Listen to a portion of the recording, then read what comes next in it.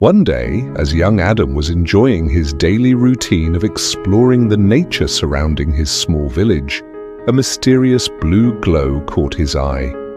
It was emanating from an abandoned cave deep in the nearby mountains.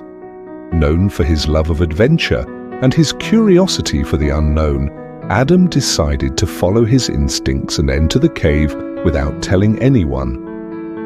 As he stepped inside, a cold breeze surrounded him despite the warm weather outside. The cave seemed to stretch into endless depths, and as he ventured further, he felt a faint trembling beneath his feet and the air around him growing heavier. Suddenly, a brilliant blue light appeared, as if beckoning him to proceed. Driven by curiosity, he continued forward until he lost all sense of time and place, as if the cave had completely swallowed him. When Adam opened his eyes, he found himself in a world unlike anything he had ever seen. The ground he knew was now above him, floating in the sky like interconnected islands suspended by extraordinary bridges. The houses and castles hanging in mid-air seemed to belong to an ancient era, yet they were brimming with strange technologies.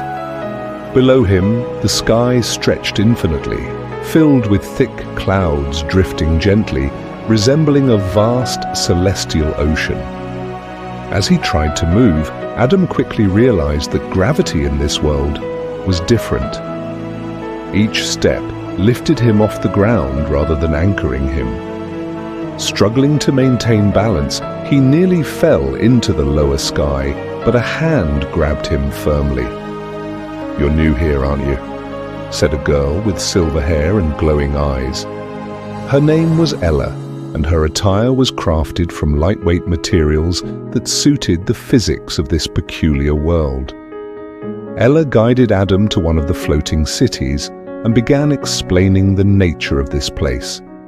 She told him the land was called Erathia the Inverted, where its inhabitants had adapted to the reversed laws of physics for generations. Water flowed upward, trees grew inverted, and rivers cascaded toward the sky instead of the ground.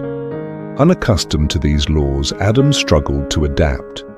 Walking on suspended bridges felt like a perilous balancing act, and even simple tasks like eating or drinking became challenges as liquids defied his attempts to drink them. Over time, Adam discovered that this world held secrets far beyond its bizarre nature. From Ella, he learned that Erathia wasn't always inverted. Generations ago, this realm was connected to Adam's world, but a mysterious event, known as the balance shift, caused their separation and turned Erathia upside down. Despite the allure and charm of this world, Adam felt a growing longing for his own. He began asking Ella if it was possible to return, but she seemed hesitant. She told him that while returning wasn't impossible, it was fraught with danger. The tunnel that brought him here didn't remain open forever, and crossing it became riskier with time.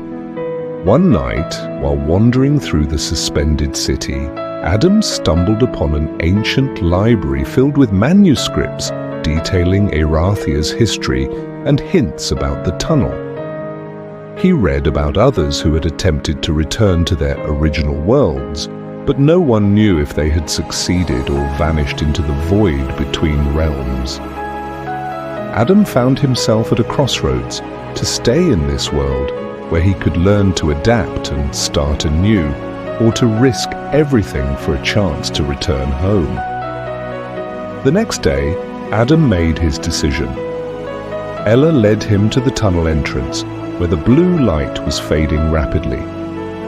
She looked at him with sadness and said, "You may not succeed, but if this is your choice, then so be it." Smiling at her, Adam replied, "I can't abandon my world. Thank you for everything."